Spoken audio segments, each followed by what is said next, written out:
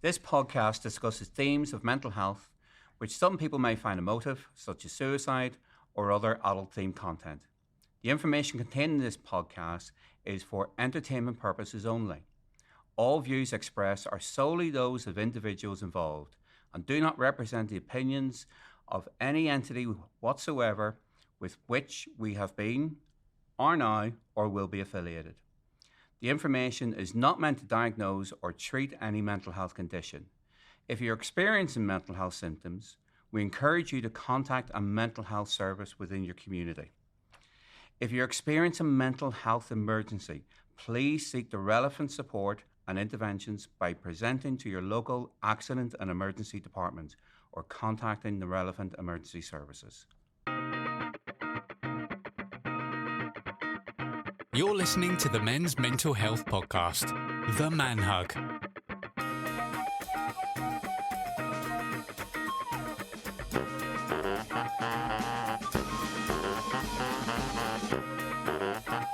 Welcome to The Man Hug, the monthly men's mental health podcast. I'm Dean McShane. I'm Dan Cooper. I'm Ian Pearce-Hayes. And I'm Conleth Kelly. Each month we will discuss a different topic related to men's mental health, which will include a guest speaker who will discuss their own personal story. And each month we will also be showcasing an organisation or charity within the Merseyside area who work within mental health to help build your signposting skills.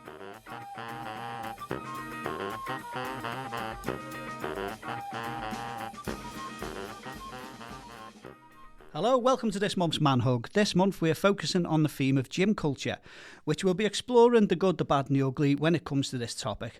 A little later on we will be joined by Liam Starkey, who is the director of the Inclusive Hub, and that's a gym space which has become a vital resource for people of all ages and abilities across the Merseyside area.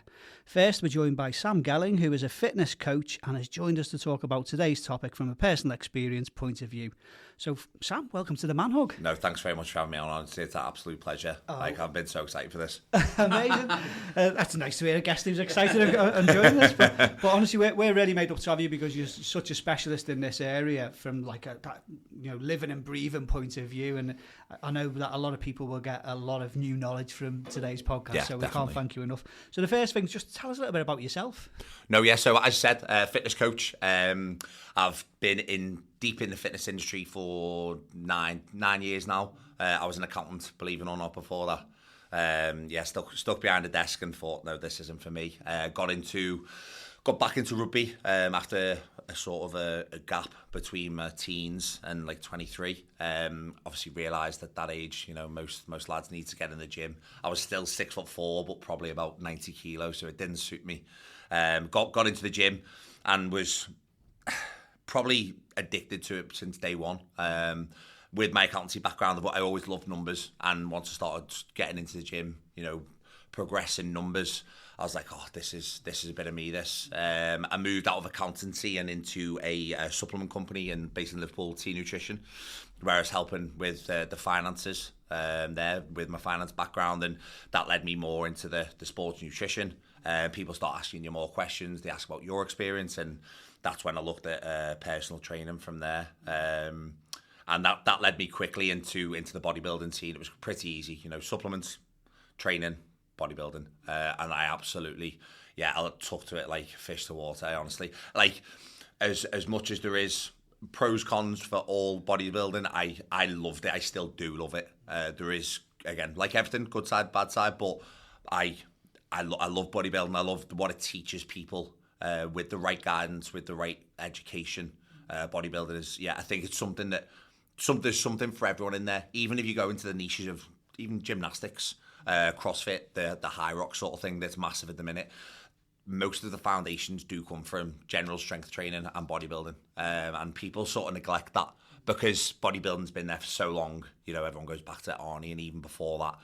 And they think, bodybuilding and high rocks, they're not associated. They really are. If you can't squat, you can't deadlift, people don't often end up at high rocks anyway. That is the first step into the gym. It's the first step into the gym. You go in, you learn those basics. So, and in more recent years, after my bodybuilding venture, COVID stopped that with a big stamp. Then I got more back into the rugby side of things and been recently become a rugby coach. Played rugby the last 4 or 5 years now, training to coach rugby as well.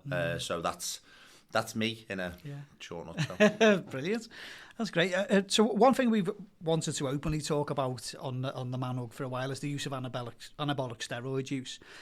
For some people, they'll have no knowledge of what this is as well. So are you able to just tell us a little bit about what that is? Yeah. I think it is the sort of people throw a blanket over it and try and ignore it, or people have the stigma of it's it's all juice heads, angry people, and people don't understand it. You don't understand it probably until you're around it a lot more. And I moved to a certain gym on the Wirral and became pretty much surrounded by it.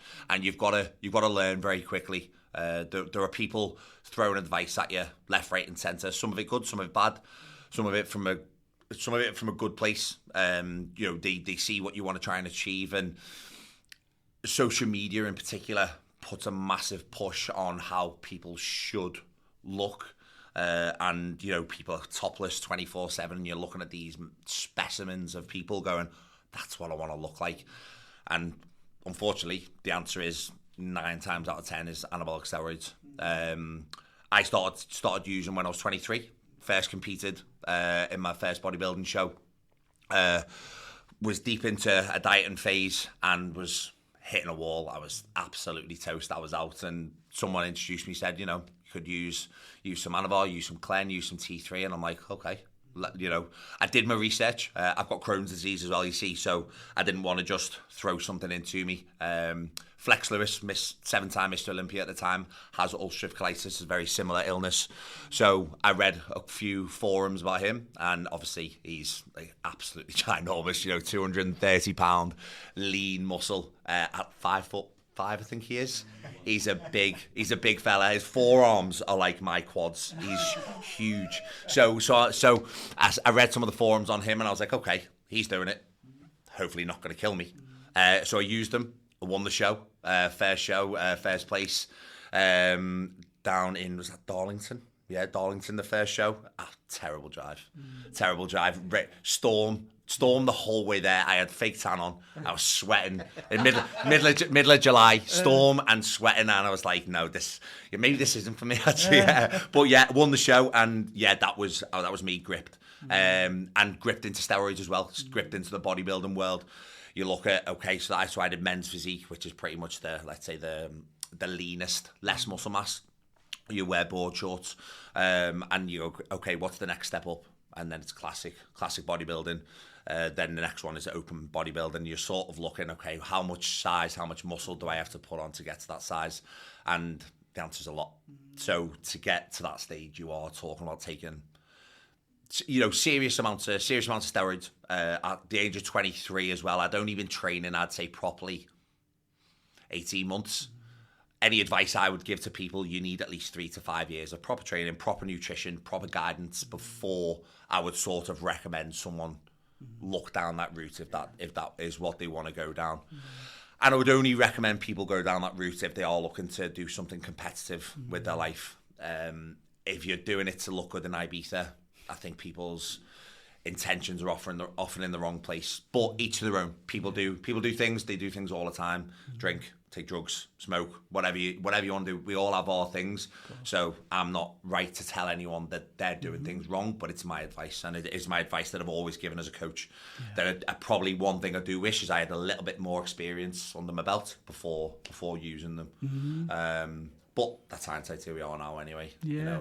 So in terms of those that don't have any knowledge of anabolic steroid use, how do people sort of how do they take it, and how often are they taking it, and what kind of side effects might they come up with? And so there's massive amounts. I think there's probably about 30 different compounds you can use with steroids. 90% of it is sort of underground labs, black market stuff. So when you're getting it off your mate in the car park or in the gym and gym changing rooms, you always have to have that element of this could be absolutely rubbish. This could be what I'm putting in here could be water, or it could be the best stuff in the world. I've had both. I've still got a lump in my leg where I got stuff that was jog pretty much. So you inject it and the oil never really disperses because it's not made of the right ingredients in there. Injection frequency, that again depends on the compounds that you're taking, depends where you want to get to, depends on your how you react as well with them. So normally they say if you inject less amount more frequently, the side effects are less. So if you're doing testosterone, even on like a TRT basis, so testosterone replacement therapy, which is massive as well, in the fitness world, but also in the mental health world at the minute, they say if you could inject every day a smaller amount, that the side effects that you're probably going to encounter will be sort of less risky. Side effects you do encounter, again, depends on the compound you're taking. So, and the combination and sort of your experience with them as well. The more experience you have with them, generally, the less side effects that you're gonna. You do build up an adaptation to certain compounds. So, normal testosterone, if you're taking too much of it, you've got to probably reach quite a high amount, or again a relatively high amount to who you are. But appetite, you can lose your appetite. Sex drive, everyone says, their sex drive goes up. You reach a limit where it starts to come back down, and I've reached that point as well. You think, well, I'm taking more, I should feel better, and you do start to feel worse. Blood pressure, mental focus, you start to get lethargic, lazy, tired all the time. Then you have things like gynecomastia, hair loss, which is pretty much, that's what people look for on this like the superficial basis. They go, oh well, his hair's receding, he must be smashing loads of gear, and you're like, come on mate, there's a lot more to it than that. They might be, it might be a hereditary thing. I do, but mine is also due to my steroid use. My uncles both my uncles look exactly the same as me, so I knew it was going that way. I think the steroids might just accelerate it a little bit, like.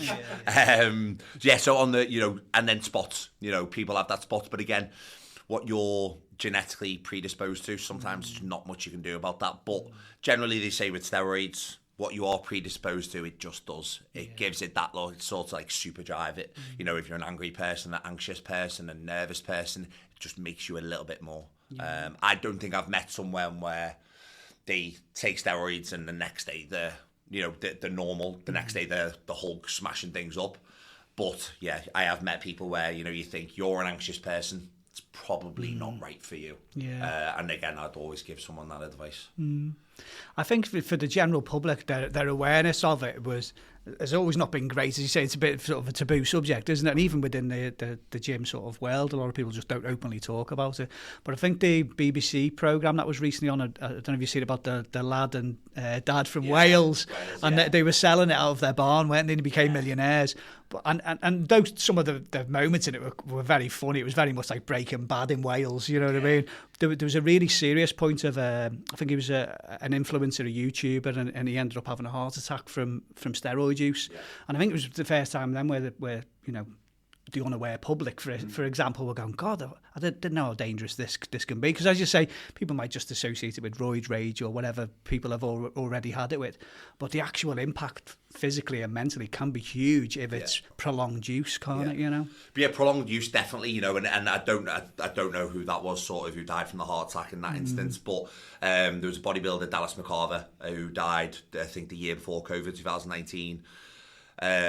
Geared up to be the next big thing, gonna rule the Mr. Olympia for years, and he died choked on his own food from an insulin overdose. Was trying to get as much food in as he could because he realised his blood sugar was dropping. And when they did his autopsy on him, his liver was 6 kilos. It was massive. The tissue from the growth hormone he was running was massive. His heart was 5 kilos. You talk about the average heart says to be the size of your fist. His was 2. And he's a big fella, so, you do sort of go, okay, you would understand it being, but it was so enlarged. The strain on his body day to day must have been massive. And then the problem is you encounter side effects. And I'd probably say up until the last 10 years, it was a case of just get on with it. Whereas now there is a lot more people are getting their bloods done more often. There's more information out there. So, you at that point you would say, let's lower the dose. They used to say, get on with it, or just take that as well. Take that as well to combat it. And then you're doing damage somewhere else probably. Okay, you might be saving this issue, but you're just masking it. And yeah, I don't think steroids themselves, just taking them, the injections, I don't think they kill anyone. It's other than probably an insulin overdose. I don't think I've encountered anyone. When I was 21, there was a lad who trained in the gym I started in. He died from taking too much insulin. Went home after a night out, few drinks, blood sugar crashed, passed out, and someone found him the next day. So really sad, but it is the prolonged use of them, really, that does lead to kidney failure, heart, liver failure. Just sometimes, hypertension, the heart attack can kick in, and then you have the mental health side of things, the constant peaks and troughs in your mental health and how you feel about yourself.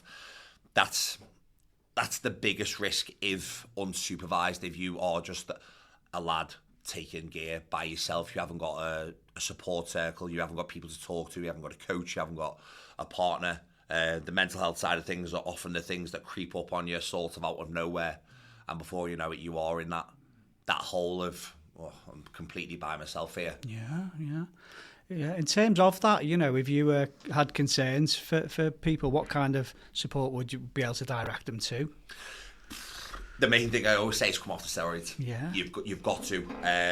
Steroids give you that sort of like superhuman feeling and you're just living on cloud nine 24/7, whether it's in the gym, looking at yourself with your girlfriend, again, your sex life, your social life, it's all great. And you come off them and you come back down to planet Earth, which now feels like far below planet Earth because your norm is not your norm anymore.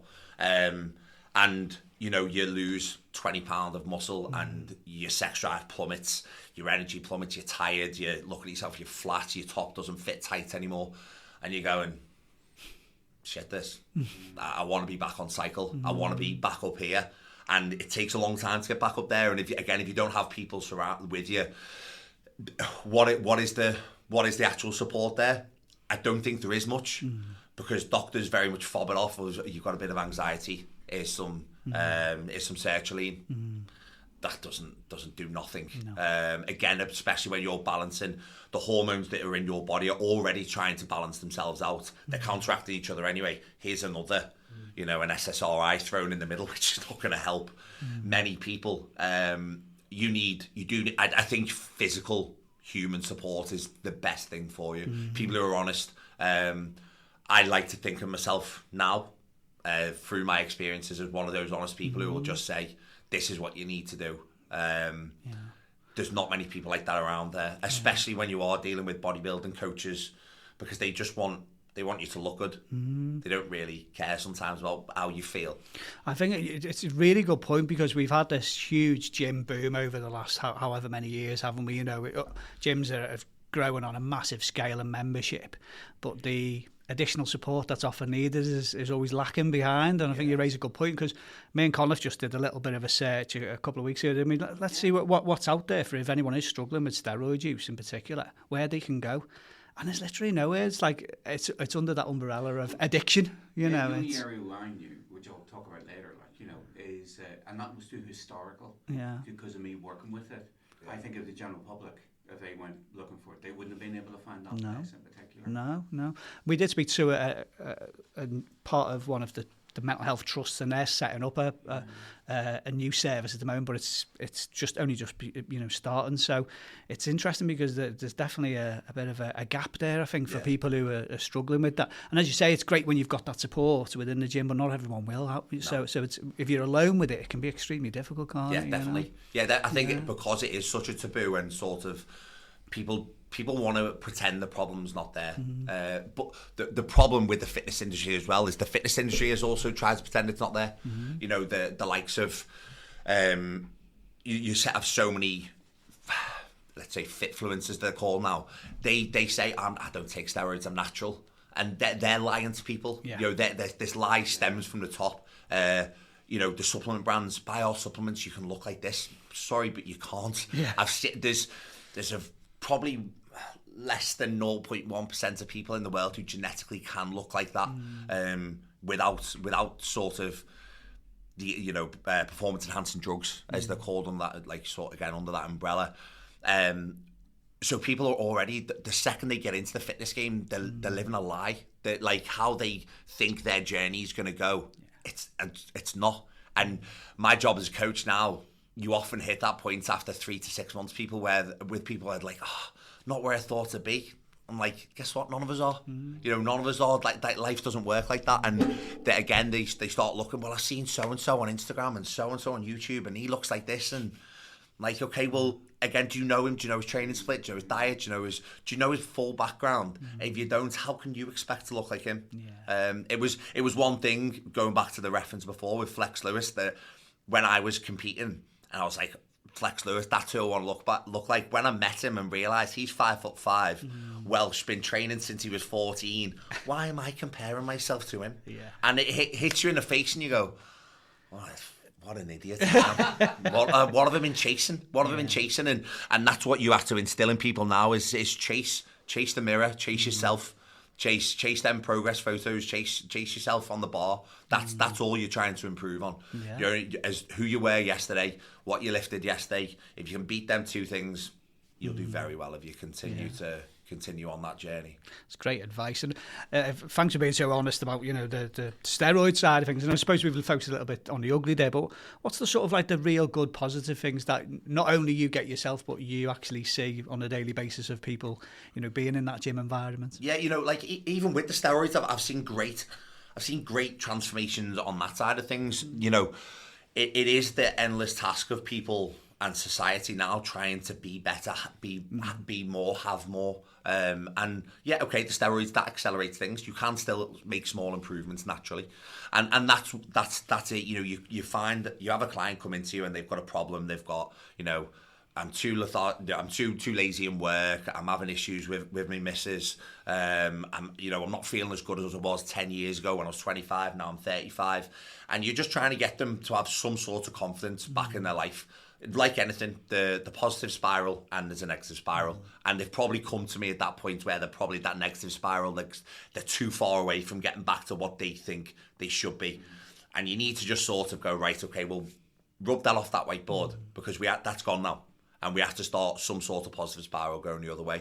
And when you see that in people and you instill the confidence in themselves and they start to realise this, whatever version of them they want to be, they're getting closer to that. And they see the changes, they see themselves putting in routines and good habits and good discipline, and their social life coming back, their relationship coming back. There's no value on that side of things. There's it's hard for me to think there's a better thing out there than just seeing someone just improving. And everyone's measurements of improving is different. And you have to just find, conversations with that person. You have to find what are they actually trying to achieve. Do they might just want a six pack. You can sort of talk to them. Okay, how's work? How's your family life? How's your financial status? And they go, yes, sound, and everything is sound, and they just want to improve in the gym. And then you just push them a bit harder, give them a bit of education around the nutrition and the training, and all of a sudden they look 10% better than they're made up. Often there's far more problems that you need to address first. Then you have people coming in and they're anxious, and you're trying to talk to them, trying to hoax out of them. Okay, what's the actual problem? They've had an argument with a girlfriend before the gym, or they're struggling, work have docked them. They haven't paid them for their overtime, and then it's the financial status, and you go, okay, cool. So the gym is actually probably not the important thing, but it's distracting them from their problems that are outside the gym. That gives them that sort of alleviation to relax, vent some demons, vent some stress, and then they have that bit of peace of mind where they can go outside and deal with those problems. And then in a couple of weeks' time, you realise they are starting to relax. Sort of that physical therapy is what it is, isn't it? It's physical therapy. You're just mine is rugby. That's why I got back into rugby, because I had problems, ex-girlfriend, place where I worked. And I got back into rugby because it gave me that 2-3 hours of, I can smash people, I can call someone an idiot, and then you go and deal with your problems in a better manner than than before, when you were hyped up. You're living on this sort of level of aggression and anxiety, and you can't deal with anything at that when you're at that level. So the good sides are, being in the gym, being physically active. Everyone in the world should be doing it. If you're capable, obviously. If you are capable, there's no reason for you not to do some sort of physical activity, because, it does change your life. Amazing. It sounds so rewarding for yourself as well, to be in a kind of job where you're seeing changing people's lives in that sense and that progress. That's beautiful, really. What's kind of like your top tips then for people that are just wanting to, make that change and do something of being a bit more active? What types of things should people do as like the basics, really? Top tips, I like, as much as it sounds like I'm trying to sell myself, reach out to a coach. I have a coach. He has a coach. They have a coach. Everyone has some, you always use the metaphor, and used it, I think, 3 times this morning. You didn't get into a car without a driving instructor, did you? So, like, none of us, well, I hope you never, but, so you need someone to guide you through that and start that process. And there are some really, really good coaches, Northwest, who help with that process. They sort of analyse your life. They have, them sort of questionnaires when you're coming on board, and they find the way that helps you get into it. There's no sort of script of this is how you become fit, healthy, mentally healthy, and with a 6-pack. There you go and do that. There's no blueprint to it. The main thing you have to have inside you is the will and the want. I have people ask me for my help, ask me for my advice all the time, and I always say to them, when you're ready, you'll contact me and you'll get on board. You've got to want it more than anything. So again, sadly, like I said before, it's when people have reached that rock bottom, or maybe that's not go as extreme as rock bottom, but it's when people reach that point of, I need to change something. Something hits them in the face. I've had several times when I went to the park with my kids and I was out of breath and I couldn't pick my kid up when we were playing football, and that's their realisation point. As cliche as it is just do it. Yeah. Just go in the gym. I've had plenty of people as well with gym anxiety, and like, I don't know how to start. Just walk in the gym and walk back out. Then the next day, walk in for 5 minutes, walk back out. Next day, 10 minutes to walk back out. Like anything, like the gym is talk about progressive overload in the gym. Like, you're just trying to get a little bit better each day. That's all you're trying to do. When you get there, you'll go, well, I'm here now. May as well do something. Yeah. And then you do 10 minutes on the treadmill. The next day you go, all right, I'll do 15 minutes. I think it's great advice. And I used to work with mostly young males who had conditions such as psychosis and anxiety and bipolar, and going to the gym to them would seem like such a daunting experience. It seemed like a scary world. But as you say, if those gradual exposures to it, and for a lot of people, it's you think, oh, everyone's going to look at me. But when you get in and you realise, oh, actually, everyone's just looking at themselves or what they're doing, that anxiety quickly goes, doesn't it? Yeah, the gym I'm in, dedicated, it's a massive gym. It is monstrous, and to me, still, I look at it and go, wow, it's overwhelming. And the main thing you find when you go in there is, like you said, people love themselves more than they care about you. They love themselves, and even when you ask them for advice, they're like, they're asking me for advice. Yeah, I'm the big fella. So that's people love that, and I realised that very thankfully, very young and very quickly. They're asking the biggest person in the room is probably the easiest things to do. They're the ones who probably want help. They've been through all the rights and the wrongs of the journey, and that's the main thing I try and encourage my clients to do. When you're by yourself, if I'm not there, if you need a little bit of help, just ask someone, because they've probably been in your position as well, and they might have been too scared to ask for advice. So now you asking them, they'll go, oh, I wish I'd have done that thing. So. It's don't get me wrong, I understand the anxiety. I still, when I go to different gyms, I've been to plenty of different gyms, I get that gym anxiety. I go in and I must have been in probably 100 gyms. So I do understand it, but you've got to want it for yourself, and you've got to go in there, you've got to get that session done, you've got to try, once you start training, everything just disappears. Yeah, it's great advice, So if people want to sort of like follow your own work and what you do, you're sort of like on social media and things, Sam? Yeah, Instagram really. I had a little go on TikTok, but I'm too old for that. So yeah, Instagram. Dean is, isn't he? I'm on it for the man hug. Yeah. Instagram, SamGellin_FC. I'm recently just started up with, funnily enough, a testosterone replacement therapy company. So it's a coaching brand called the Modern Man Clinic, and that's something that's been growing rapidly from two lads who I know, two lads who I really believe in their work and their help. Luke, who is my coach as well, he's part of it, and they've asked me to come on board because they're doing really well. They're helping helping a lot of men with the right advice around TRT use, around steroid use. So the Modern Man Clinic is something that like Harvey and Luke there are doing really good work, and I think that will, in the next 12 months, they'll really really get the name out there as well. So those are the two platforms really to follow me on, and also have a look at Dedicated as well. It's a big gym, it's a big old gym. Like, so if you are someone who's interested in getting to the gym, if you want to start there, I don't think there's many better places than Dedicated as well. Right, thank you. Lads, you got any final questions? Yeah, I've just got a couple of questions. I was dead interested. You started off saying about that you were an accountant and you were interested and followed the figures. And so I got into cycling, and I was exactly the same. I wasn't an accountant, but I used to keep a journal of, I can remember doing the first time I did 20 miles, and I thought, oh my God, I've done 20 miles. But I used to log it, and then it was like trying to do up to 100 and stuff like that. So it really motivated me, I think, in terms of getting that. But now I'm at a point now, I'm no athlete whatsoever.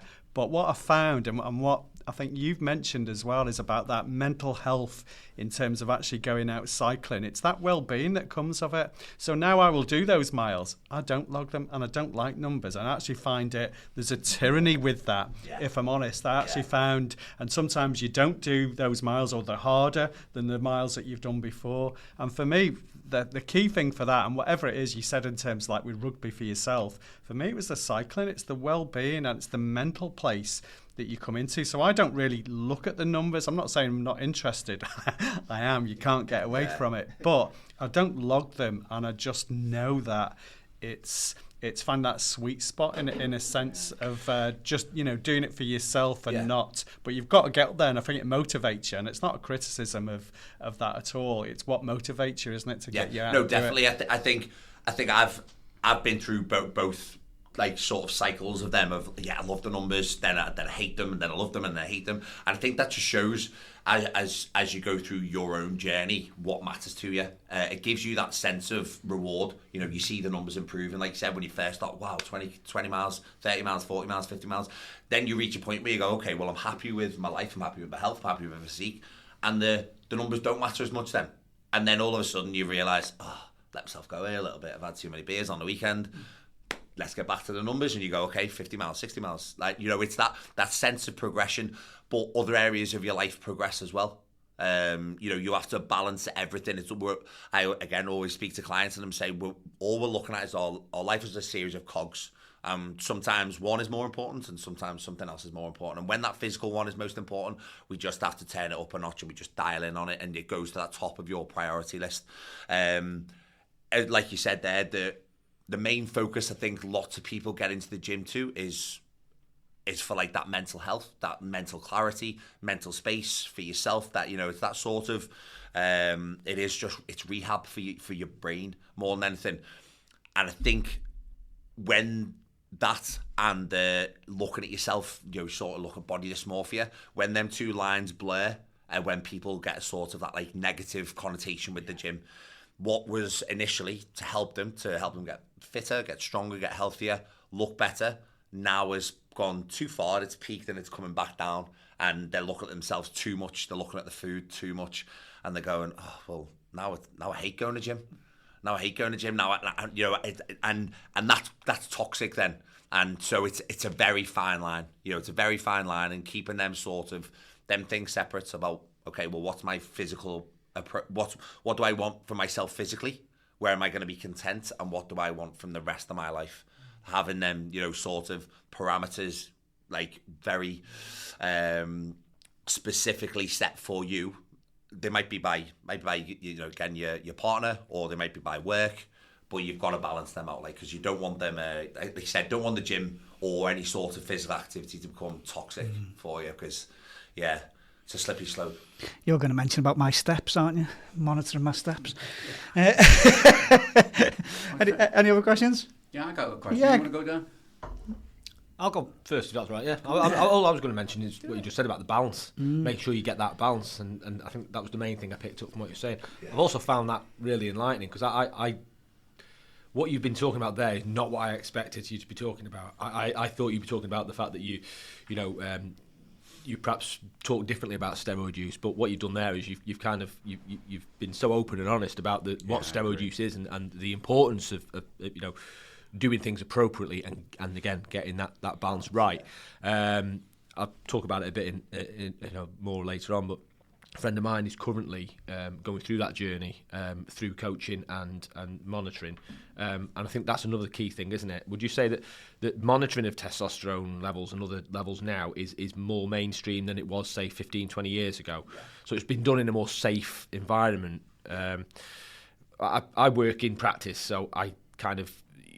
You see a lot in the NHS about the demonising of the use of testosterone and the unregulated elements of it, which kind of probably led me to developing a particular opinion about the use of steroids and anabolics. And I've also seen and had patients in the past that have been seriously unwell due to the use of anabolic steroids, or have lost their job due to them being in a profession where you're not allowed, you get drug tested and whatnot. So I've seen that side of it, but I just wanted to say, thanks for being so open and honest and offering us another viewpoint on what it is to live the life of somebody who's in the gym all the time and what that entails, but also subtly sort of explaining the importance of that balance. And if your testosterone gets too high, then you'll end up getting the similar negative side effects as if you come off the testosterone and it suddenly drops. And it's kind of keeping that equilibrium, which is something that we talk about a hell of a lot on the podcast, isn't it? It's all about balance and safety when it comes to something like that. Yeah, balance is like you said, it's that key thing, no matter what it is. And the body tells us more than anything. We have a homeostasis to do with our hormones, and like you said, if one hormone goes too high, one will go down, another one will go up, and when they become out of sync, you're on a negative highway there for something to go wrong. And having coaches, having blood work, all of that stuff, that has become much more accessible. Chris Bumstead, current Mr. Olympia, he's just given up his title because he's retired. He did a podcast at the end, or video casting at the end of his last Olympia, where he went through his full bloods and he explained why he got them done. And he had his clinician with him who went through his bloods, and everyone went, oh, so they do it as well. And again, it's normalised then. It's normalised at the elite level, and everyone wants to be at that elite level, so they go, I'm going to get my bloods done, and because everyone believes they want to be at that standard. So having people like him do that, very honestly, has made things a lot more, people realise, maybe I should get it done. Whereas before that, I think getting your bloods done through the NHS, you have to cut off an arm to get it done. Or you have to go in with serious mental health issues, or it will just be whenever there's something available. And there are some ways you can get it done through Medichecks, Newman, they're a couple of companies, but they're just expensive, and people make any excuse not to spend that money on that. They'll spend the money on steroids, but they won't spend the money on getting their bloods done. So equally, if you're going to use something, get yourself checked every 12 weeks, every 16 weeks at least, and take some guidance from people who know what they're doing. Not, again, you make Dave in the gym who just wants you to get a bit bigger so you can bench. Go and take some serious, because there are a lot of good people out there. Like I said before, there are a lot of good coaches. Amazing. Conor? Yeah, just to say, it is around that normalisation of it. I only found out there, it was last week, I was with a dissertation crew and they told me about, you do bodybuilding competitions purely for steroid users. That's what they were, which I never knew about. You're a steroid user, so you're going to be in this competition. And it is around that normalising. It happens. It's there. And I'm looking at it from a public health point of view. I'm going to name drop here. A great man taught me as well, Dr. Sean Speed. And sadly passed away, whatever. But during the late 80s, early 90s, the world actually had the lowest HIV rate in the whole of the UK. Because he was the first one to actually set up a needle exchange system, do that, whatever, up in St. Caps, up in the lodge there. And so that, he saved countless lives for doing that, and I always praise people like that, whatever, because they never get any recognition. But the thing is with that is that, where do they get the needles? Because I know up there, what they actually used to do was they had to set up a different clinic for steroid users because they weren't heroin users. Yeah. They weren't this and they weren't that, whatever. So it's doing around that. But my thing is, it's around this public health thing. We know it happens. We want to make sure that you're getting the right equipment, the right needles, and also teaching you to inject properly. I've taught drug addicts to inject properly so they don't get abscesses. They don't do that. Is there anything around that field? Yeah, there is. So the world, again, I think there's 5 different hubs across the world called the Ways world. Yeah. So the needle exchange, you know, I think that's what most of the lads call it. And they have the posters on the wall with the advice, what the compounds are, how much to take, what needles you should use for various injections in various muscles. The people there, to be fair, are absolutely lovely as well. You know, like you said, you go in and there are heroin users, there are people who are homeless in there, but everyone's there for their own reason. Doesn't make me any better than them because I'm there to take steroids and they're there because they're homeless. But yeah, they give some really good advice. And what were we saying then? About safety. So making sure that you do it safely is the key thing because you can get them from Boots. Some Boots clinics give out little packages. And rather than buy them off, I've seen mates who have bought them off Amazon and they come in just a little white plastic bag. I'm like, nah, bin them. You know, I think they are great, and I do think the support is great. And that's great that it's there. That's there, the important thing for me. Yeah. So use it. Yeah. You know, that's it. Nice one. Sam, thanks for being such an amazing guest, honestly. No, and just want to echo what Dan said, you know, to come on and talk openly about your own experiences, what we want to do just to normalise it and let other men know that, you know, this happens and if it's happening to you, the support out there as well. But also the advice you give as well for healthy wellbeing is amazing as well. So, thank you so much. No, thanks, honestly, for having me. That was brilliant. Thank you. Amazing, thanks. You're listening to the Men's Mental Health Podcast, The Man Hug.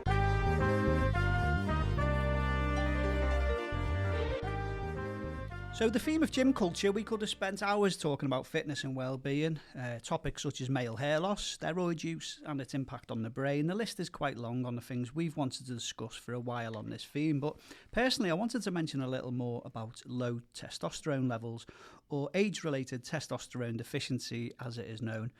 And Sam spoke really amazingly openly around the use of steroid use, and he also touched on testosterone use as well. So at the start of the month I turned 45 and I thought, do you know what, I'm going to check my levels, let's have a look at what's going on. So I went through, you know, you can do this via lots of different healthcare providers, and you just basically send a small blood sample back. And I was right that mine were actually low, or very low in one instance. The first thing that I noticed that made me want to check, though, was my energy levels. I've always been known as that person who doesn't have enough hours in the day. But I noticed over the last few years that some things are a bit harder to do, and the lack of energy can also impact on my mood as well. So we know it's highly documented about things such as libido and strength, but for me it was low mood, energy levels, brain fog, irritability, and a lot of these symptoms can be misdiagnosed. We know how easy it is to receive antidepressants when really it can be hormonal. It has been well documented about women in the same way when perimenopausal or menopausal. So it led me just to have a little bit of a literature review on this area, especially in relation to suicide in men. We know that age range of 40 to 54 has the highest levels of death, and I think it's clear that this is a massively under-resourced area of research, considering we know low testosterone causes low mood and in some cases depression for men in this age range. But with all of the existing studies, it is important to say that the relationship between testosterone and suicide risk is not linear. Both deficiency and excess, so that's people who are maybe undergoing testosterone replacement therapy, may contribute to mental health instability depending on your age, your mental health history, individual biology. So testosterone replacement therapy should be approached cautiously with comprehensive psychological evaluation and ongoing monitoring. So in a nutshell, it is an area that, similar to menopause, is very under-resourced. There's not enough research in that area, but it does get you thinking that if we know that the male suicide rates are at the highest for that age range, and we start to lose testosterone levels on average about 1% every year from 35, there has to be some kind of correlation, and much more resources and funding is definitely needed for that area. Conlev? Sorry, I'm trying not to laugh, whatever, because I'm thinking of, I can't do a Keith or Mick Jagger impersonation, but, you know, just think of the likes of the Micks and the Keiths and the Ronnies of the world, like, you know, and Rods. And Rods. Yeah. And Doing more small faces songs is what they reckon, isn't it? Ronnie and Rod. there you go. I'm learning something new every day's a school day. But like, you know, so what you're saying is that they could be actually getting little supplements on the side, or Definitely, and I think, you know, some of them are very open and honest about it. As I said, you know, you Mick Jagger at 127 dancing on stage for 2.5 hours. I don't think he's going to be doing that off, you know, off a Lucozade Energy Sport. I think there's going to be a bit more help and support there. But they have openly said, you know, if the nutrients are available and they can afford it, then they're going to use it. And, you know, that's probably why they're bouncing up and down on the stage at 80 plus. there you go. But it's not surprising, because what you actually said about your testosterone levels, like, you know, maybe dipping a bit. Because every time I look at our clock, you know, I always think of you. I look at its white face and slow moving hands, and I think of Dean in that way. I could fall out with him at times. Yeah. Anyway, but thing is, obviously it's gym culture, we're thinking those things, but obviously whenever it comes to the use of steroids, you see, and this is the issue I've got with the person. I know it's my issue, it's just the fact that I know it's there, it's done, yeah, it's public health, like, you need to try and make sure if you're doing it, you do it right, you do it supervised and things like this. But it seems like, yeah, it's okay to do it. And this is always the issue with public health. You know, if you're going to do it right. For example, teenagers, very young teenagers, maybe experimenting with sexual health and things like this, whatever. If you're going to do it right, you know, instead of maybe abstinence or things like this, whatever. So it is these tricky lines you got to be thinking of, you know, to look at that. Myself, whenever it comes to it, like, I know cycling, like we've mentioned before in the past, I know we probably will talk about this. Cycling is renowned for things like this. I like, you know, going off cycling and things like this, but I never, it's funny what Ian actually did say about the issue with numbers with Sam, you know, competing against yourself and things like this. I'm like Ian, I just can't be bothered. But whenever I'm off with my mates, whenever we've got a big cycling weekend or week or whatever coming up, my little trade secret is that maybe a couple of weeks beforehand I download a certain app and I compete against myself to do that, because it's not the same without me disappearing up that mountain and then just seeing my backside just, like, you know, swiveling away. But whenever Not a pretty sight. Whenever it comes to the supplements there, like, they always take the mickey out of me. They call me the druid, because I would take homeopathy and actually take homeopathic medication. I know people go, what? Beetroot shots. Beetroot shots is the other thing as well. That comes along with the beetroot shots or whatever, little things or whatever, and also his amazing brownies through this. But it is around this thing, and my issue is just like, yes, it is there, it happens, we know it actually happens. You know, like the thing about competitions, specifically for people who are taking steroids, bodybuilding competitions.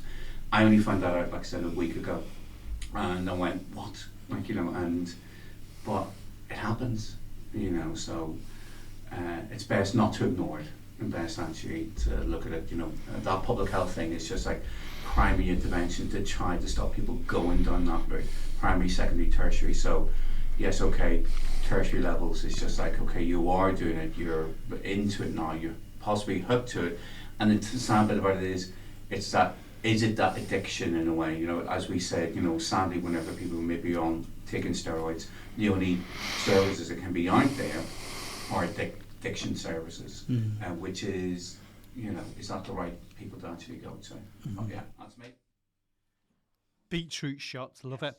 And I guess that is that drug is in sport, isn't it? Because I think it's interesting, isn't it? If you get into anything, and I love me cycling, and it's something, you know, mentioned then in terms of with Sam, in terms of the tyranny that comes with it, in terms of numbers and figures, and sometimes you're feeling, you know, you're definitely not, you're peddling squares is often the cycling phrase, but it's something that you know, hopefully you enjoy and get something out of. And I guess that's always there.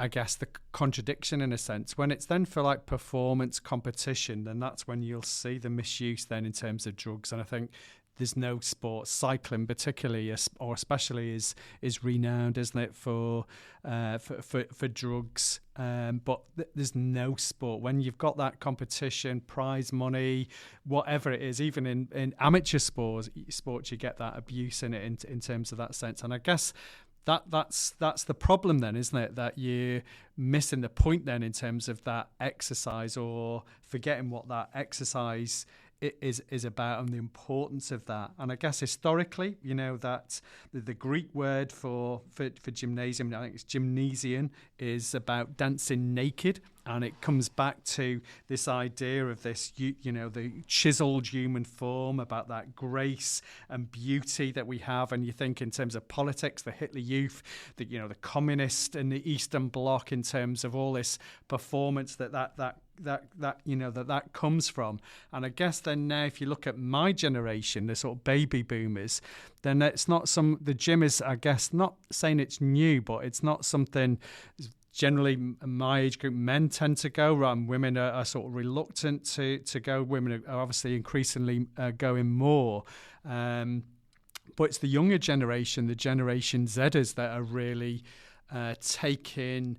they're actually saying that they're probably the healthiest group or generation that there's ever been, because I think there's that difference in the, in Generation Z, we're talking, aren't we, for those aged from born 1997, 2012, so 13 to 28 years of age, are seeing this whole thing in terms of the benefits of exercise. So that's why they're why they're going to the gym, but also the social side as well. So they're not going down to the pubs. And I know, when I go to the pub, there's people my age. You don't see lots of young people at the pub, and they're actually down at the gym.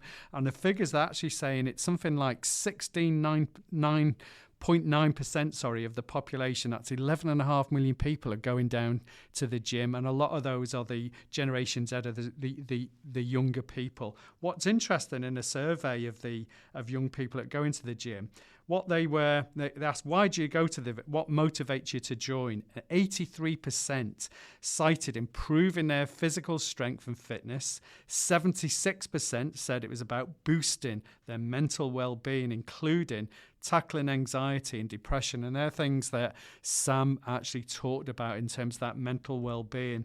75% wanted to improve their confidence, appearance, and this is one for Dean. 68% said they wanted to sleep better. So you can see from those figures, and again, it's limited in terms of the numbers that they've actually done, but I think it gives you an indication, one, in terms of the numbers of people and younger people are going to the gym, but the importance that people are putting into that physical therapy, as Sam puts it, but the importance then of also that mental side and that mental health and mental well-being, which is what this podcast is about. So I think it's those things, and not losing sight of that in terms of the benefits really of going to the gym, cycling, whatever it is that you do, that exercise, that activity is really key to, better mental health, I think. Thanks. So I've just got to compose myself, because I've got the vision of Conlith riding up a hill with the Whole of the Moon soundtrack in my head. A daunting sight. And then I've got Ian prancing around He likes naked. to think that he's fast and he's going ahead, but they just want to see the back of him, to be honest. They just let him go off. That's it. The reality, we'll catch up with you in 3 hours, Conlith. Yeah. Try. I feel like I've prepared for the wrong subject, because when I heard that the theme for today was gym culture, I've looked at popular gyms in culture. So I was ready to talk about Jim Morrison and Jim Bowen and Jim McDonald from Coronation Street, but boom boom taxi for Cooper. But now I've quickly got to readjust and actually talk about the other type of gym culture. So not an area of expertise for me in any way, shape or form. I'm one of these fellas that will get a membership at a gym, go twice and then never go again, but continue to pay the membership for the next 6 to 12 months until my wife reminds me that I'm paying for nothing and I need to cancel my subscription. The last time I actually got a gym membership was to go along with my son, who is a Gen Zer. And he goes to the gym about 4 times a week, And just to pick up on what Ian was saying there does seem to be this culture with that generation, almost an obsessive culture of it seems to be the norm for them. Now, what's driving this? There could be many factors. Just the fact that they feel that it's a good way of staying fit and healthy, or it could be that there's social media influences there, which, as Sam quite wonderfully articulated earlier on, that can be very dangerous if we're trying to chase those perfect bodies that we see on the internet, because a lot of the time it might be that those people are indeed using performance enhancing drugs and not admitting to it, which then can lead people down a very dark place. The Gen Z thing. But another reason I think a lot of people, perhaps not of the Gen Z generation, are going to the gym nowadays is because the occupations that we do nowadays are not physical occupations. There's very few, when you think about compared to 40, 50 years ago, what you'd consider to be physical occupations. We come from towns or cities that are driven by industry, coal mining industry, or the train building industry. I'm from Crewe, or the car manufacturing industry. So you're on your feet all day. You're working physically all day. The last thing you probably want to do or need to do at the end of the day is go down the gym and pump iron for an hour or so.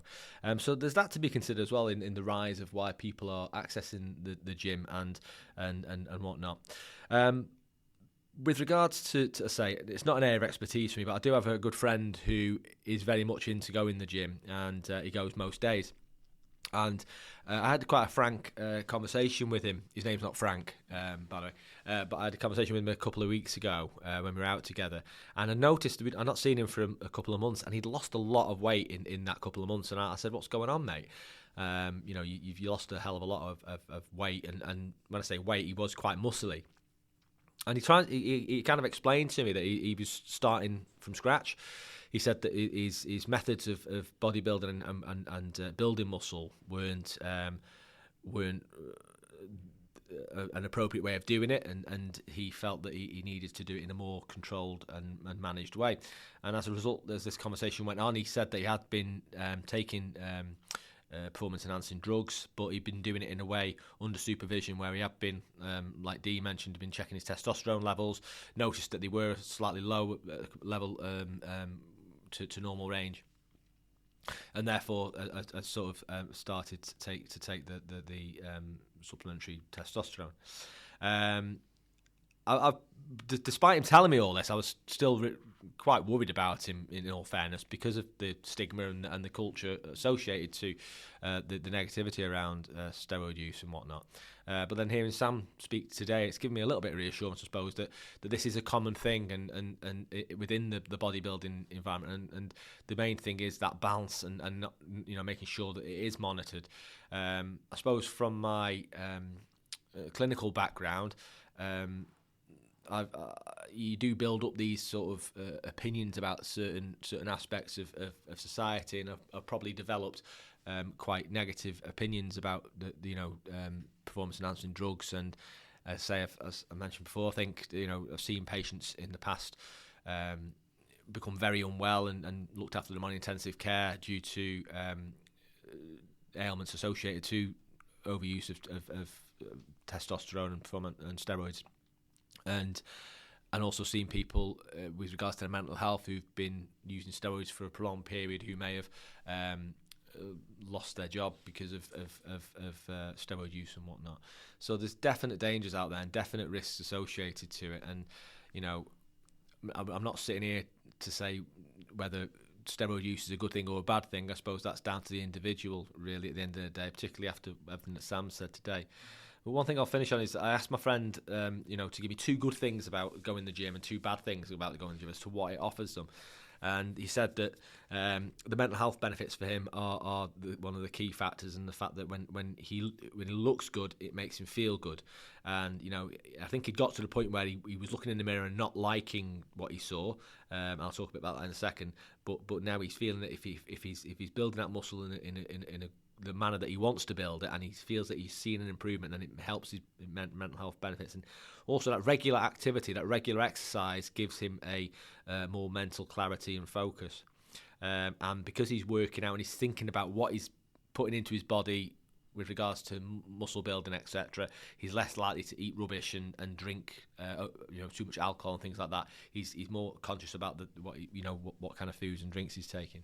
And from a bad point of view, he did mention about this body dysmorphia, and I think perhaps to a certain degree this is something that he's been going through, hence him losing this weight and starting afresh to try and build up the muscle in a different way, for reasons which are too complicated for me to understand. But yeah, people with body dysmorphia are never happy with the way they look, and I think if you're doing anything that's a hobby or anything that's that's exercise, it's got to lead on to you being happy in your own skin.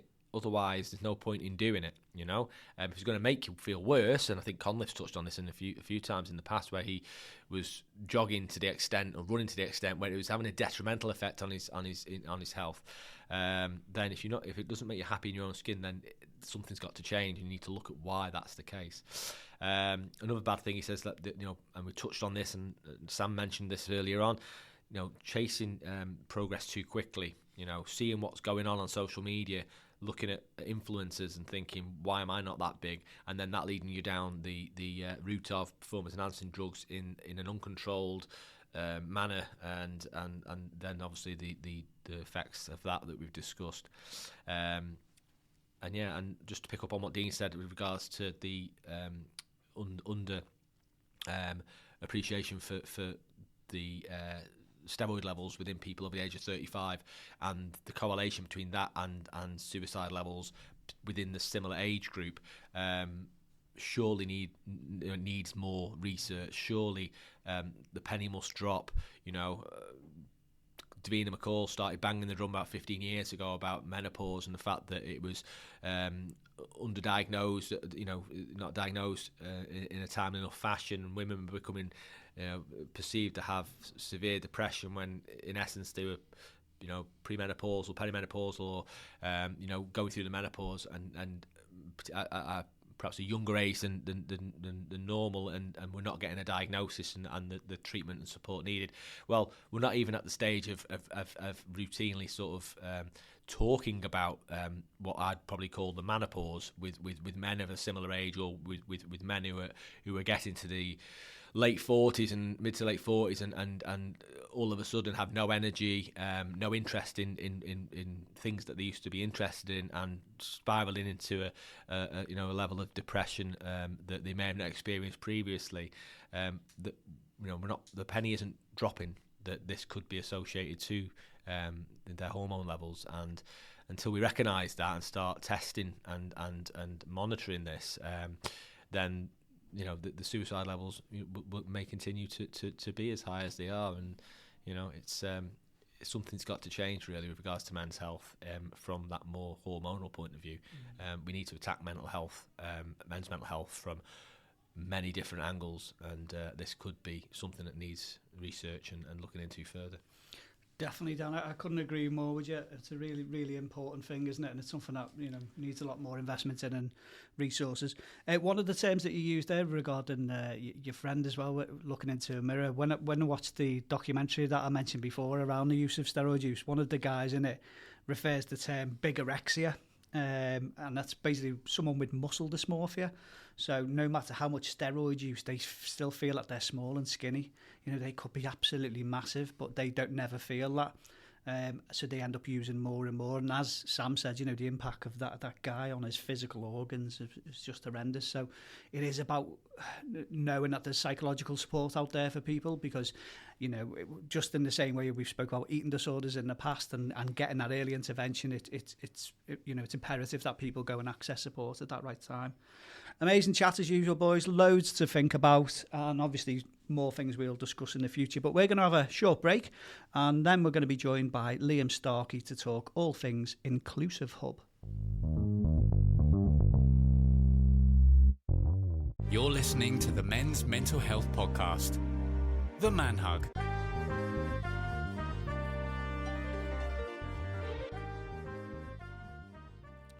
Okay, it's this time of the Man Hug now, where we shine a spotlight on a local or national service And we thought with the theme of being gym culture, we would bring a gym that is doing amazing work in the community. We're joined by Liam Starkey, who's the director of the Inclusive Hub. So Liam, welcome to the Man Hug. Thanks for having us on. Thanks for the invite. Amazing. So for anyone who doesn't know, tell us about the Inclusive Hub.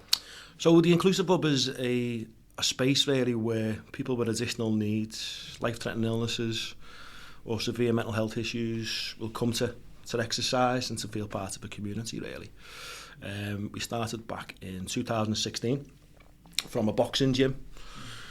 My dad created it, the Inclusive Hub, and he noticed that there wasn't a lot of inclusion in boxing gyms for people with additional needs, specifically people with autism.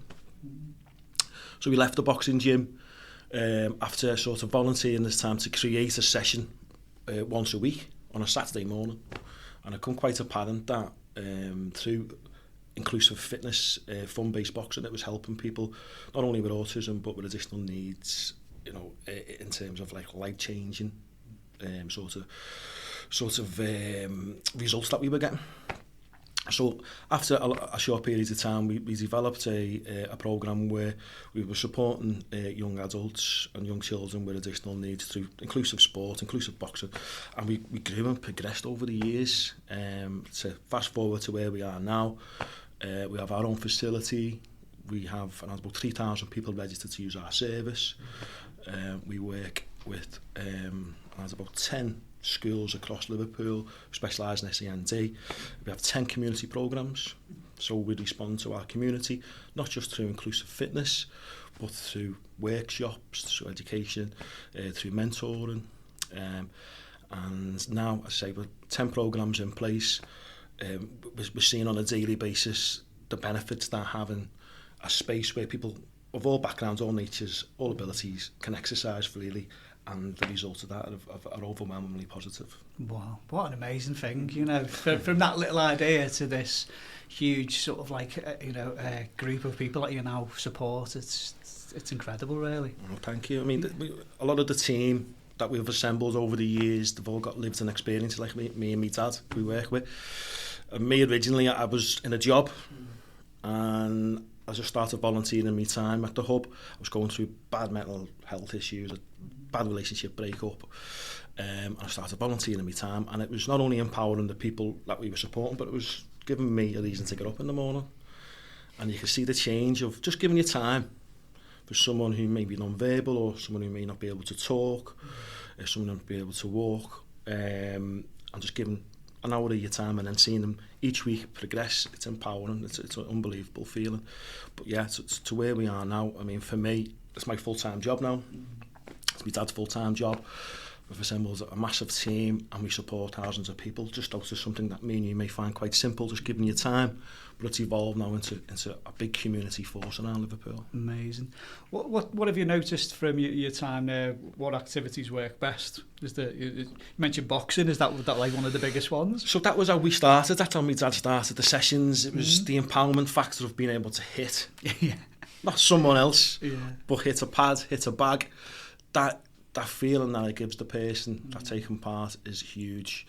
It gives so much confidence, and it breeds the boxing routine. It breeds good home life routines, and then that home life routine has a spread effect on the families, on the school, on the community, on the wider area. So first and foremost, it was fun-based boxing really how it originated, but now we have adapted them and we've changed them, we've evolved, and it's inclusive fitness. So we do a huge amount of stuff at our facility based around loosely boxing now, but it's different sort of facets of inclusive fitness that a lot of people who we support wouldn't have had that opportunity to take part, especially the people who have life-threatening illnesses as well, who have never exercised, and just giving them a safe space to be able to sort of show, you know, or just be able to express themselves in a safe place. It's boundless really in terms of the positivity it creates. So what are some of the things within the inclusive fitness that they'll have a go at then? So, I mean, we have all our equipment, because all our equipment is not non-electrical, so we've got to try and be as resourceful as possible. So we have curved treadmills, which if me and you got on there, but I'm not having a go at it. These curved treadmills, you see a lot of the children just let fly on them in a controlled fashion. Spin bikes, ski ergs, we do a lot of weight training as well. There's a lot of circuit training. So my dad, him and the team, the coaches, they're all sort of level 2 England boxing coaches, as well as being personal PTs and stuff like that. So a lot of the sessions are bespoke to that group. So with schools now, a school would come to us, a typical school like Bankview School, they'll have 6 sessions a week, and they'll come to us and say, like, this group of children, they may have different additional needs, can you bespoke a session for that? And we're trying to aim for better attendance or better appearance or all-round well-being. So each individual session that we do is tailored around that. But we always start the session as a group, and then it's tailored around different types of exercises to empower the children. But again, it's to give someone the space in a controlled environment to be able to express themselves, just to be able to exercise in whatever format, really. That's amazing. One thing we asked Sam earlier was, if, for example, you're struggling with your mental health, then the idea of going to a gym can be extremely daunting. You know, they can be quite scary places, can't they? You know what I mean? So with young people in particular with additional needs, again, there's probably going to be that kind of gym anxiety, isn't there? Or if I go there, it's going to be quite a scary place. So what kind of steps should you take to get young people in? So first and foremost, we restructured the building that we moved into, which is our new home now in Bittle, and everything's neutral. So it's white walls. There's pictures of the children that take part on the wall, so they can see straight away when they walk in, this is not a typical gym. It looks like, from walking in, it is a boxing gym, but everything's easy to use, user-friendly, and it's about respect. So first and foremost, before we even actually go into the gym, we'll have my dad will have a little chat with the group, whoever's taking part in the session, about respect for the facility, the rules that we have for each other. And then we go in together as a group and we leave as a group together. So it's making things accessible. You can walk into a boxing gym, which I've done many times over the years, and you go, but straight away, for the fact that you've got through the door, you're there, aren't you? So it's you're here now. Let's a little bit more. At our facility, we have a lot of children who have got complex needs, severe neurodiverse issues. So they sometimes necessarily they can't just go straight into the gym setting. So we have a sensory room at our facility. So the sensory room could be a starting point for some children who have never even been able to tie the shoelaces. So it's a starting point, sensory room. But we also have breakout areas and a function hall, an IT room. So we try and adapt to that person's needs first. But the end goal really is to be able to exercise at our gym. So everything in there is with the thought of, right, we're going to tailor to every single different type of need, but the end goal of you being able to exercise in a group and hopefully independently, where you can take that with you for the rest of your life. That's incredible. How do people either refer or get signed up to be able to come there? So we have Monday to Friday. It's usually our own programs mixed in with schools, care groups, and colleges that will come and use our service. Over weekend, we're open to the general public, anyone with additional need. But we have now any sort of referral, they can come through via email on our website. And what we do then, the 10 programmes that we currently have, we'll be able to signpost into one of them programmes that we've got. So there's no one ever getting turned away. One of them programmes that we've got will suit anyone, any age, any ability, any background, anything. So as a starting point, we can always tailor to that person's needs, and then as they move forward, we can always then signpost them to other like-minded charities, and then hopefully they'll progress and stuff like that. That's amazing. So starting off with this, small idea, and it's gone into this huge sort of project. What's kind of your aims and goals going forward then? So, I mean, last year seen as being sustainable in our own facility. We when we first started, we had a huge amount of people wanting to use our service, but no facility, and we got let down, to be fair, by the council and stuff like that. So we had no money, no facility, and a lot of people want to use our service. So now we've consolidated our facility. It's a state-of-the-art building, in my opinion. So now is about making sure from Monday to Sunday we're open, and each slot that we've got available is, it's full. We still continue to make a big impact, not only in Bittle, not Liverpool, but around Liverpool and the surrounding areas. And then moving forward as well, I think there's nothing like the inclusive of anywhere, in my opinion, not only just in the UK, but I don't know any other facility that dedicates themselves 100% to supporting people with additional needs and life-threatening illnesses through fitness. So in the future, I don't know what might take us UK wide, but I mean for now, for the short term, it's consolidating our facility, but always under pressure in terms of financial, unfortunately, because we're an independent community interest company. We're owned by the community for the community, so we're constantly trying to fundraise. We're constantly trying to get money through the door so we can sustain and grow. So I think the next 2 to 3 year plan will be to consolidate our finances, because we've spent a huge amount of money in doing our building up, and then growing into making sure that the diary is full 24/7 on our facility, and then taking it from there, really. Amazing.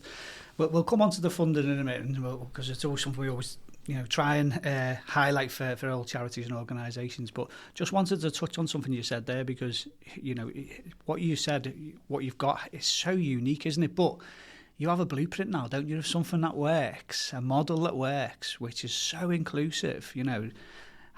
Why isn't this being used in every other city in the UK? And it's probably about disseminating what you do, isn't it? Getting the word out across the country of, look what we do. So maybe a bit more spotlight shining on you guys of what you do, because I think this should be everywhere, really, shouldn't it? It should be. I mean, speaking to other coaches, a lot of coaches have reservations about teaching someone with additional needs because they're scared in hurting them, or just whatever they're scared of, but they've got some misconceptions about it. And again, I mean, you see a lot of CICs coming to the fold now, starting up, especially post-COVID, where they want to support people with additional needs, but you've got to be dedicated to it. You've got to be. It's all right, you can't just dip your toe in and come away from it thinking, you're making a real difference. You've got to really be dedicated to it. It's the most empowering thing, as I've said before, for not only for the participants and their families, but for the person involved in it. But yeah, I think the dedication side of it, you've got to be dedicated to do it. I think being inclusive, because we have a corporate partner group, so basically that is me reaching out to companies that I've worked for previously, and going through the businesses locally and saying, here's what we're doing. If you're going to make a donation to a charity, don't give it to a big multi-million-pound charity. Come here and you can physically see where your money's going, where your donation's going. And that's the story that I've always told, and we've got an open door policy. So if you give us a pound coin, you can come in and you can see that pound coin in action. So I think it's having them policies in place, being dedicated. And we do a lot of workshops with schools where we'll go out and we'll actually teach teachers how to be more inclusive, and how to understand certain traits, because it's okay reading on a bit of paper, but it's actually having that lived-in experience, which me and my dad have a lived-in experience, because my nephew, my dad's grandson, lives with autism, and a lot of people that we've started with our team, assembling our team, have a lived-in experience of having someone, either a family member or someone they love, with an additional need, and it's wanting to be able to get on level with that person, and then the satisfaction you get out of supporting someone who you might not even know through something that might be simple for me or you, and then the benefits for everyone involved. It's truly life-changing. So you'd like to think people can be more inclusive. Again, getting back to our corporate partners, they help us in terms of the gap between some of our participants leaving school and college and then trying to get them into employment. So they're coming in, they're physically seeing where their donations going, and they're saying, right, well, let's open the doors for people, because a lot of people who've got an additional need, it's on the forefront of something visual. So people think they've got someone with additional needs or life-threatening illness, they've got so much to give, but they're just not given the opportunity to shine. Everyone deserves the opportunity to shine, don't they? They do. And that's why I think, it's why other people need to know a lot more about this, that how they can roll it out, because it's such an incredible thing. So just going back to how people can get involved to help and support you then, like most charities and organisations, the projects that come on the Manhug, it's always hard, isn't it, finding funding and getting money to get you year by year. So how can people get involved, whether that's, do you have volunteers that you're looking for? Do you have people looking to fundraise and sponsor and do things? So yeah, first and foremost, we'd always just invite someone to come down. So they can contact us via social media. We're on every social media platform, even that TikTok, which I don't know about, but even on that now.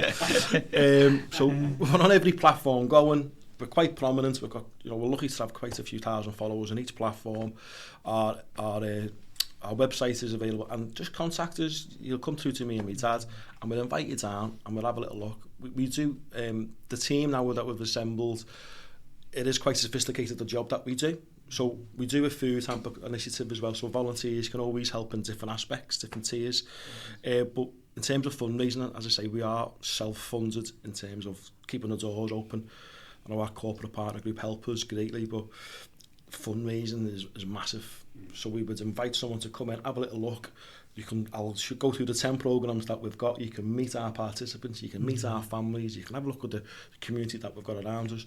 And if you want to do a bit of fundraising for us, welcome to the family, and here's where your money's going. Amazing. So yeah, and I want to back that up as well, because if anyone is listening and they've got the London Marathon coming up, or they're jumping out of a plane or anything, please do think about the Inclusive Hub for your next fundraising, because whenever I see your social media, your Instagram of especially these young lads punching buggery out of a load of pads, I'm just like, this is amazing. Do you know what I mean? It's so. Aren't you growing a moustache for November? You're doing that? I think I'd pay good money for that. Ugly rumor. I'd pay very good money to see that. Yeah. He's been saying this for years. Liam, one thing I love about where you've come in and what you've actually said about the Inclusive Hub is that, I guess it's my favourite word, is that reciprocity, and it's that you reap what you sow. And you've said about from your own challenges, obviously, and for you and your dad, and what you've got back from it. And it's not just that, it's just, it takes you somewhere else, I think, in terms of you appreciate everything, the struggles, the difficulties you've had and the challenges, and but you get something and it's just unbelievable, and you've talked about that. And I just think it's such a, for me, it's why this podcast is so important, because lots and lots of guests have talked about that, and you've articulated it beautifully in terms of what you're doing and from your own experience. Amazing.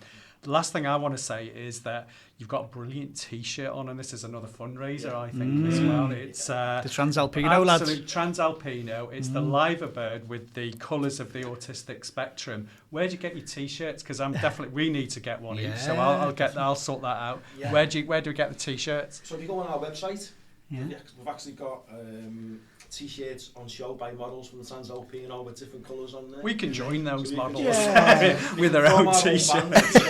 Next time you're playing a gig. Yeah, have you got any hoodies? I prefer. We have T-shirts, we have hoodies. Oh, there we are. Thankful to Jay and Jockey at Transalpino. When we first started, they've always been a huge supporter for us. And if anyone wanted to represent us by wearing an Inclusive Hub T-shirt, because it always opens dialogue to other people. We've had people on social media wear them in different parts of the world, and if they can spread the word to someone else, and if we can help someone just by wearing this, it's pretty cool T-shirt, isn't it? It is cool. Sold. That's it. Do you have any without the liver bird on? Because I think I might burst into flames if a liver bird. Well, I'm an Evertonian, I'm wearing the liver bird. No excuse. So it's again, it's to tell a bit of a backstory, because we were born obviously in Liverpool, so that's our home city. I know it can be affiliated with Liverpool Football Club, but it's about the city and where we're from. We're proud of that. And we've had people, we've had celebrities wear them. It's about, we're from Liverpool, is what we do, and hopefully we can get more people wearing them around the country, around the world, hopefully. I've got a gig. Yeah. Get me a shirt, I'll wear it for the gig. Perfect. That's amazing. I think with the theme of gym culture, we've obviously looked at, we've had Sam on today, who's a bodybuilder and a coach, and he's spoken very openly about gym culture being a bit of a machoistic type of place at times for people as well. And I think that's why we really wanted to get you guys on, just to show that getting fit and looking after your well-being and being part of a community is for everyone, isn't it? And I think no one paints that picture better than you guys. I've really got to say that. Well, thank you very much. I really appreciate it. I really appreciate having me on today to be able to express that, because a lot of people, there's a stigma about certain gyms, which can be elitist. Can cost money, a lot of money. I say we're a dedicated group to supporting people with life-threatening illnesses and additional needs to be able to get involved in exercise, whatever exercise looks like for you. Even if it's not in a gym setting, if it's going out to the park and having a walk, if it's socialising a little bit more than what you wouldn't usually socialise. Nowadays, a lot of people are connected so much to the phones and detached from reality, and mental health issues are unfortunately on the rise. And I think rather than being sort of medicated, you can self-medicate by doing something that comes naturally and release your own endorphins by exercising, and again, whatever that involves for you or whatever that looks like for you. But it's one step at a time. So I'd always advise someone who's never exercised before, prepare to say he's on, go walk around the block and bit more. It's not always about just going into the gym and lifting weights or doing this. It's about being included and being a part of a family and sharing other people's journeys as well. But through our journey of supporting people to get involved in exercise, I mean, life-changing doesn't really describe it. It's you can't really put it into words, the satisfaction you get out of it. Just adds that as well, because obviously the young people that come to the gym, you know, it's life-changing for them in terms of their physical and mental health. But what about the parents as well? Because obviously they either getting respite themselves or they're meeting other parents as well and building up a network. We have a peer support group of other parents supporting each other. There you go. And it raises aspirations. It raises aspirations where a parent has got a child with an additional need, and they think that, they become depressed, they become in with themselves and stuff like that, don't want to leave the house. What we've found is sending a child or a participant back home in a better frame of mind, a better physical condition, then that supports the parents to have such a better life. It has a ripple effect, as I say, on the families and then on the community. There's no negative that comes out of it. But that's a big thing that a lot of people don't talk about is parents, carers who support people with resistant needs. What about them and their mental health? And it's great to see parents then taking up new habits with the children and getting involved in different things, exercise, but again, raising aspirations. You can do anything you want with your life. But the sort of the bedrock of being, you know, exercise in some format, it gives you such a great routine and a great platform to lead on to better things in life. There's no negative to it. Just try it and let it take you. The possibilities are endless. I'm totally sold, and you know we're huge at everything we speak about in the Man Hug last 2.5 years, isn't it? You've just summed it up, to be honest. But I think for me it's kind of a bit infuriating in the sense that you're probably saving the likes of the NHS and social care a lot of money and the impact of your work. And when places like this aren't funding amazing places like yours, you know what I mean? It's like we need to start banging the drum a bit louder, don't we? Thank you very much for recognising that, because I don't want to... Very rarely I come onto podcasts, and the reason why I come on today, because it resonated with me because I've had mental health issues in the past before I physically got in with the hub. And sometimes they can, you know, them dark corners can still come and creep up on you, and just in life in general. So today it resonated with me to come on to, you know, to have a chat with you, because I really, really do think what you used to shine a light on mental health is so important. But I don't like banging on about the money that we saved in NHS, but we do save a massive amount of money, and unfortunately now we have a lot of hospitals and NHS foundations and stuff like that trying to signpost people to us, which we're always open to support people, but we've got to pay for the doors to be open. We're lucky because, I mean, this year the children and the adults that we support, we had an open day, and we said to every participant and person that registered to us, which is over 3,000 people, but a good segment of them said we'll do our own fundraising. And they can do any challenge they wanted to. And ultimately, over a 3-month period, each person coming with what they've fundraised, how they've fundraised, their story. One of the children that's done a fundraising period over 3 months, he'd lost 4 stone in weight, raised £1,000. Now that £1,000 went right into one of our programmes that then supports hundreds of people. It's a win-win situation. The corporate partner group that we've got, I know I've mentioned them a few times, but we would not be here without them, because they don't need to go, you know, here's money, which they give us monthly donations, or they'll do staff fundraising to support us, but without that, I struggle to find where we would be. But yeah, in terms of the social impact from a donation, or from, you know, someone raising money for us, again, if you had £1 coin, to speculate, but we'd probably turn that into more than £10 worth of social impact. So, you know, we're always open for that. And again, it is a shame that, you know, the local government or someone goes, you don't need to worry about money, just crack on with the job and progress. But I think being against adversity has given us that community feel so strong that everyone feels a part of the inclusive hub. That, you know, so we're all as a group, it's made us stronger. But hopefully in the future, you know, might get to a point where we are financially secure, and whenever we have got to worry about being 6 months away from having to close the doors, we can just go, well, there's 5 years funds, and let's just, what more programs? We've got 10, let's create 100, let's just go, you know what I mean? So, but yeah, and another one thing I wanted to touch on is the people of Liverpool and how they support the inclusive hub. We are from the best city in the world. I'm not just saying that, but we are, aren't we? You know, I'm not just saying that, but we are. You know, in my personal opinion, if the inclusive hub was somewhere else in a different city or a different town, it wouldn't have started. You know, I don't think it would have took off. Our 10-year anniversary next year. Wow. So we've been a community and test company since 2020. But as I say, we're a community and test company created by the community for the community. So, you know, that's what we're all about. So thank you to people from Liverpool and surrounding areas that have ever donated or thought about fundraising for us, or wearing a t-shirt, or even listening to this podcast today. If you haven't got a pound to donate, that's great, but tell someone else about our service and refer them to us, and so we can help them as well. Yeah, amazing. I just want to thank you and your dad and everyone involved, mate, because obviously what you do is just, you know, it's so inspiring for people listening. You know, it's incredible. Final sort of like plug. So Instagram, what's your Instagram?